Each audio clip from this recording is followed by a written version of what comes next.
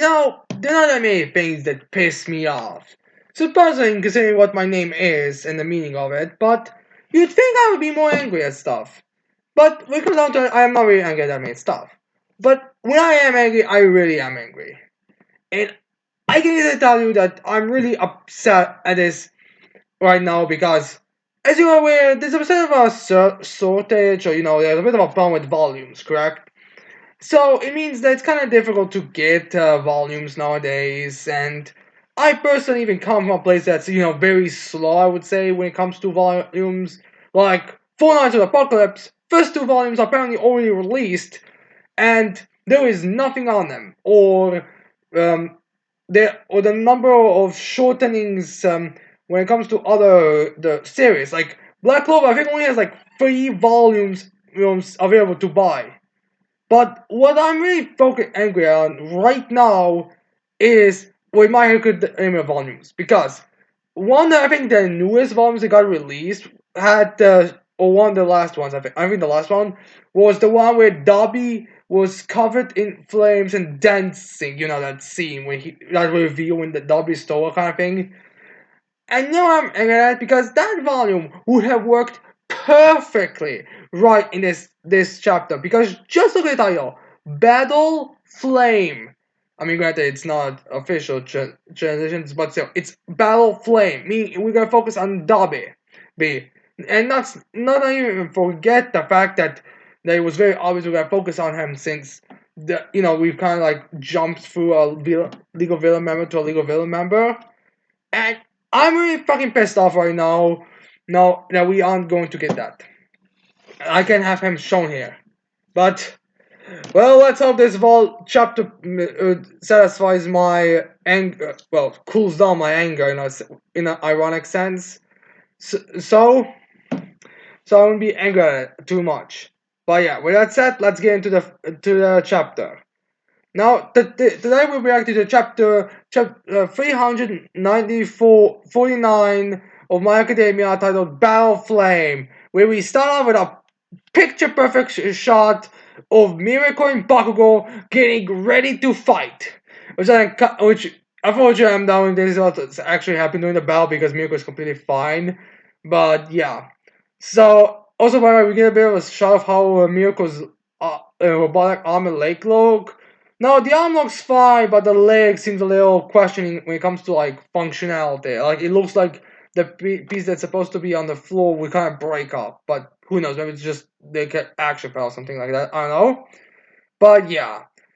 So let's go into the first pop-up page as we see a bit of an island, as we see the water, as we see the narrator saying Deku rushes to face Shigaraki, as then a seagull is flying in the river, but then the seagull just immediately gets like pushed away by Deku flying through it. And he's looking on the rest, and he's using his percentage and all that.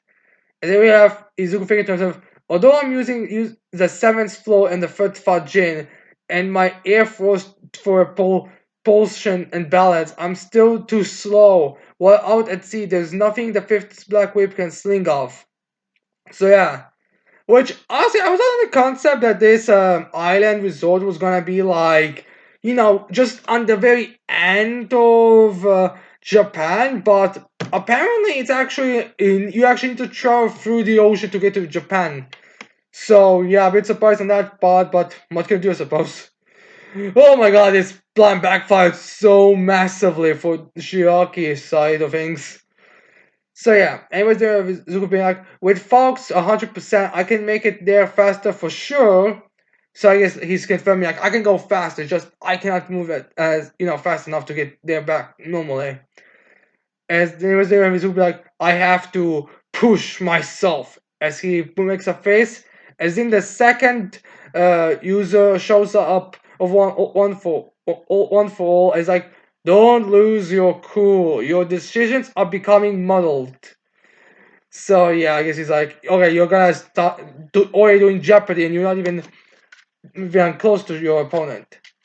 So anyways, then we have the second user be like, that gear you're wearing is it really capable of taking one for all at 100%? Do you plan on running your equipment to the ground before we even reach the battlefield? So yeah, so yeah, even he's like questioning. All right, maybe 100% with your equipment, it may not be a good thing right now when you're just traveling. And then we have Izuku just responding with no, and his then the second user just responds with, "Did you by any chance try to activate my ability?"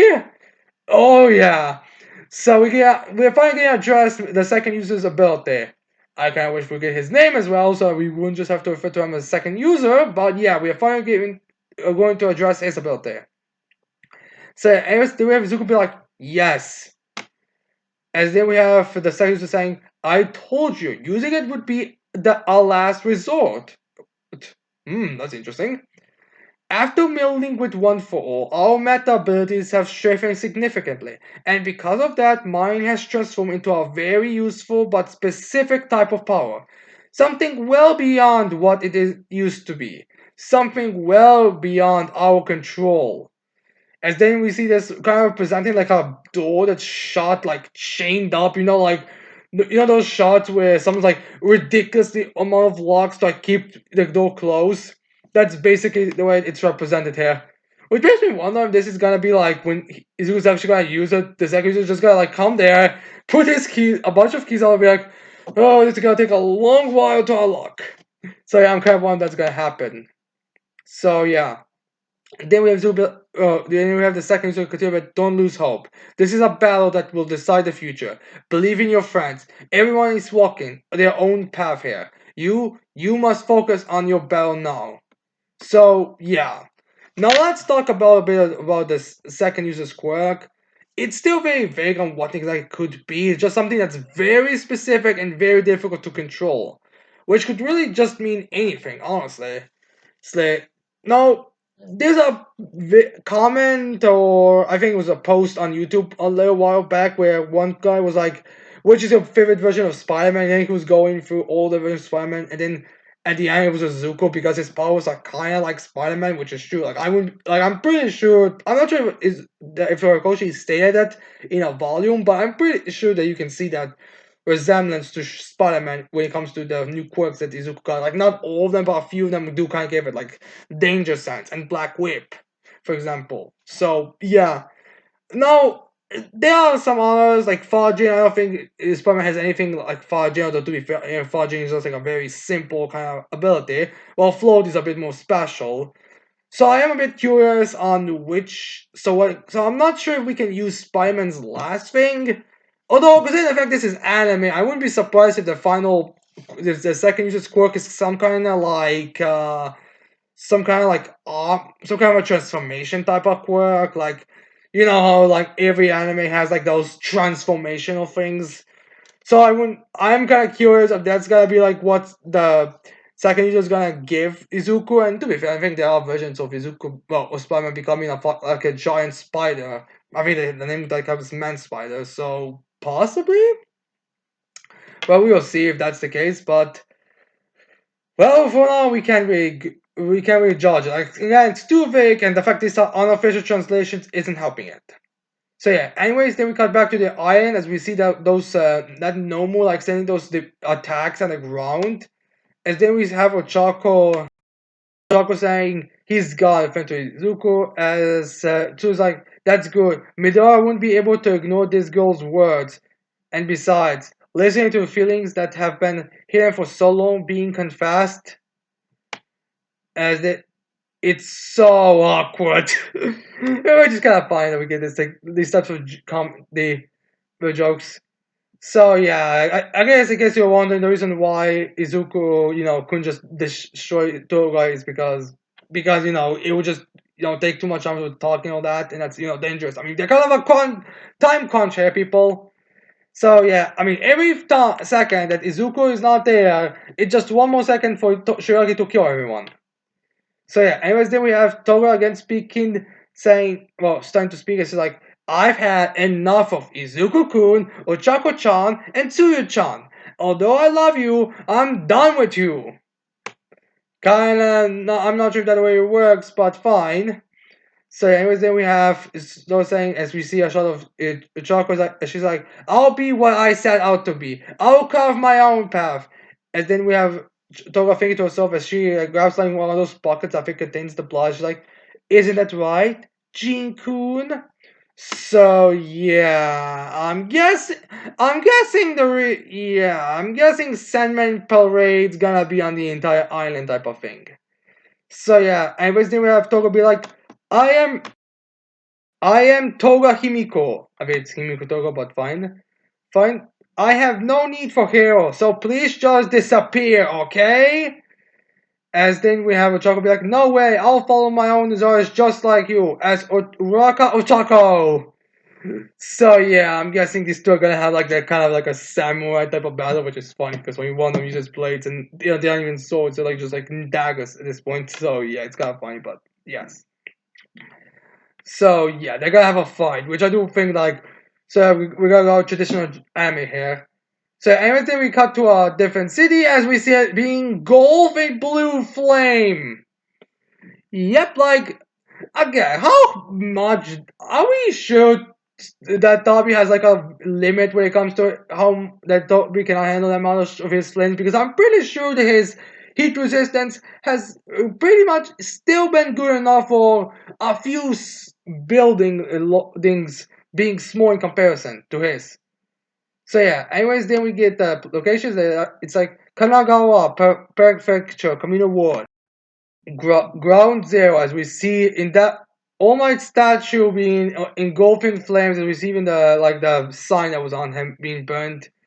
As there we have, and I think Dobby saying, "Ain't that funny that they then already dwindling stock of heroes just got liquidated." I know.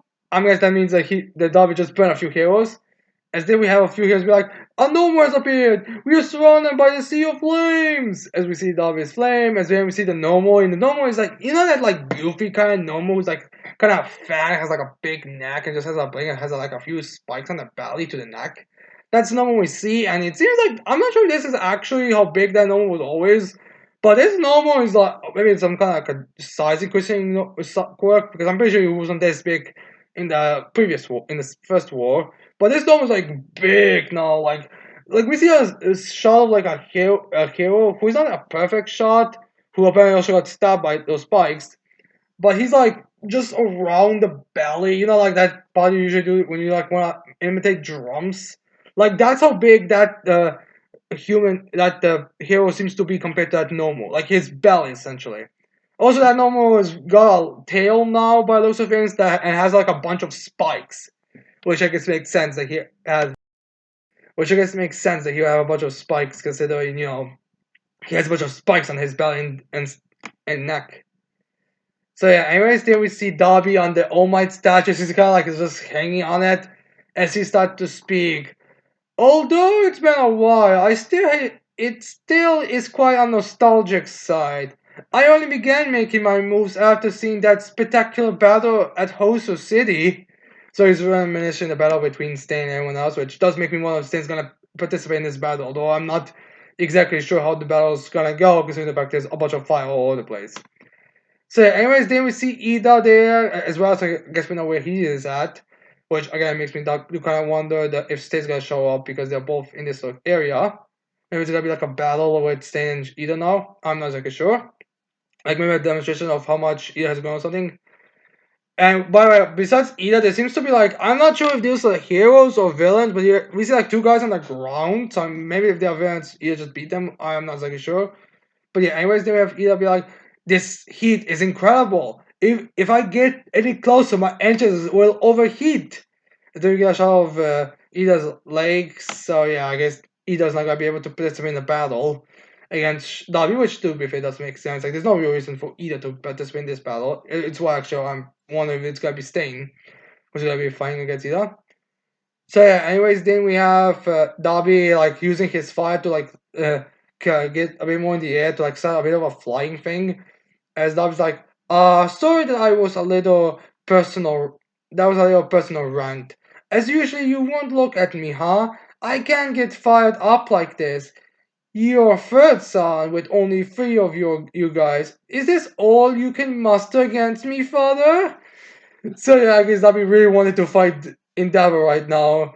as we see him setting some fire, or at least his fire being sent towards Burnen, Shoto, and the two other sidekicks. I think one of them is Kido, the other one I can remember. Also, something to mention is that Darby's, I think, right cheek is starting to burn a bit. So yeah, anyways, they would get, we get the sidekicks names. Now sidekicks, Kido and Onima. And Onima's like, Kido, you stay back. You can't take this much heat with that body of yours, right? I guess that's I'm guessing this means I'm not sure what Onima's ability is, but I guess it's convinced that he has like a feat at sand attack, while Kido just manipulates fire. I mean, it was demonstrated that in the previous war where he I think it was twice when like the first wave of normals was showing up, he like used his bandage to like wrap around to redirect Endeavor's attack, as well as when they were fighting Shirogaki. I think he used it once. So yeah, it makes sense. And then Kido's like, I'll be fine. I can control the trajectory of almost anything. So redirecting the trajectory of the hot air around me has become second nature. I'll do it all the time. Which is true. Like he's fighting a bunch of I mean, he's a psychic among agency that has like a bunch of fire based quirks. I'm pretty sure even the natural temperature on in that building probably is higher than most temperatures in every other building. Especially considering how much Endeavor is like constantly activated. Like I'm pretty sure Burn and Endeavor constantly have fire on when they're in their agency. So again, it makes sense. So anyways, then we have Kido is bandages like a bit unwrapping to show us a bit of his face, and then we have he's saying calmly and rationally, I've been doing this for over 10 years. A bit of a tough flag here for Kido, but what can you do? Is there Kido saying, and will continue to do so. I've been ordered by Old Man Endeavor to help, so help I shall provide. To be fair, Kido, you yourself don't look that young. I mean, you're at least, we know at least you're in your 20s, in late. I mean, no, I can't remember exactly when you graduate, but I'm pretty sure this confirms Kido. But I'm pretty sure by him being a hero for 10 years, I think it's like around 18, 19, or anything, somewhere in that area. Actually, yeah, I think it's somewhere in that area of age. I mean, class 1A, all of them I think became 17 when this in first year, so they will be 18 in the second year, and then 19 in the third year, which they will graduate. So he's at the very least in his around his early 30s. So yeah, you can, and honestly, his age seems to have been showing even more now. So it's kind of funny how he's referring to that was an old man, but to be fair, that was also has like a bunch of kids. I think that was isn't that like his 40s or something? But yeah, so Kido here is ready to fight and to die and all that. So as everything will get burning, and she's like, I don't give a shit if this has to do with the old fuds. She just called us old fud. It's family problems. He's been honest in every job he's taken to this date. That includes even now. So yeah, they don't really care if there's some personal vendetta. Just we have to take this job and we'll take that seriously. So anyways, they have Bren be like, we'll entrust that dude to you. We'll support you with everything we got. As they were to be like, I appreciate that, Burnen. And then Burnen's like, I don't need no thanks. It's a waste of energy. So yeah. Well, it's kind of funny that she's also inspired with this way. It's kind of funny how we have Miracle and Bakugo on the cover, but Burnen is not on it. Maybe because she's the least used. But yeah. So I do want to this is like foreshadowing that the remnants of Endeavor's agency are just gonna work with Shoto, or like he's gonna be in charge. Like Bennett, I'm just gonna assuming Bennett survives. She's gonna be like, I'll be like take in like let's say Endeavor retires after this battle, dies after this battle, or something like that. The rest of the side is I feel could potentially like be like we'll sit under agency right now, be in charge, but as soon as you graduate, you are in charge or something like that. I could see it happening. Anyways, they have Shoto saying Toya Dabi. I guess he doesn't know what to refer to him. I just refer to him Dabi because it's so spelled in Toya. So as and then we have Shoto saying, don't get me wrong. I'm not here because someone else ordered me. I chose that I would be the one to stop you. So yeah, and then we have Darby even more engulfing in flames. I guess she's been setting flames around a bit even more. It's like, can't you see how that makes your dad's puppet? Like I guess he's saying like you're doing what your father wanted you, and he didn't even have to ask you. So I guess that makes sense. And then we have Shot to be like, If that means that he can take his mind off you and keep being a hero, then so be it. So now Shoto is again just showing the character development. As then we have Davi saying, I see. As then he's saying, Davi saying, I in the end, this war is made of individuals fighting each other, not nameless soldiers acting on someone's orders as we see the shot of the Nomu. Which I feel like this is supposed to like kind of parallel the villains and the heroes where well villains have their characters be their fighters be like just normal, like their main threats are normal for God's sake, with mindless soldiers.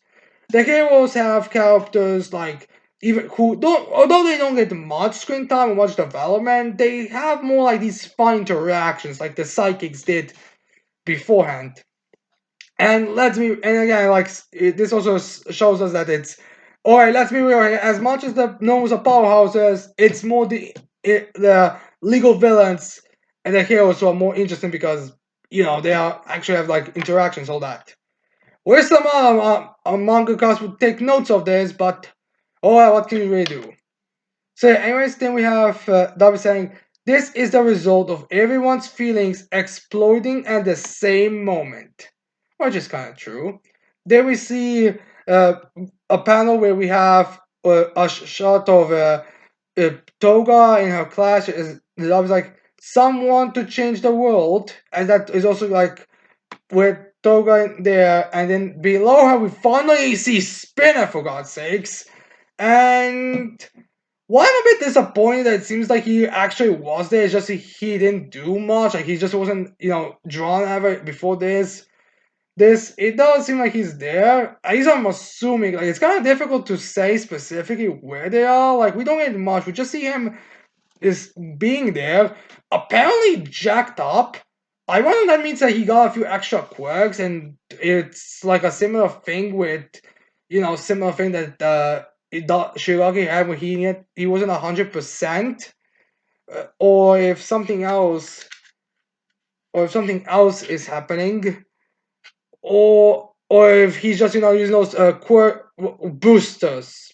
Which to be fair, I could kind of see the quirk boosters because this like resembles a lot more like Buffy and drooling, and also apparently he got his knife sword back. Which, oh my god, the editors are gonna have such a problem. Where like I think it's actually been stated in volume 9 or 10. I think it was volume 9 that the reason why the Spinner's sword got destroyed was because it was such a pain to draw, so it's gotta be removable now.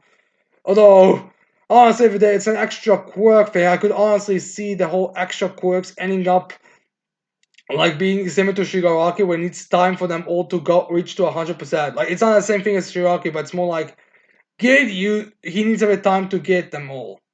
Well, we will see exactly, but yeah, it can be disappointing. It's also not clear on where they are. I mean, to be fair, it just like, seems to be like a random city, so we'll see. Maybe it's where Fat Gum and Orama? I don't know. But yeah, then below a Spinner's panel, we actually see Dobby saying also, others want to destroy it.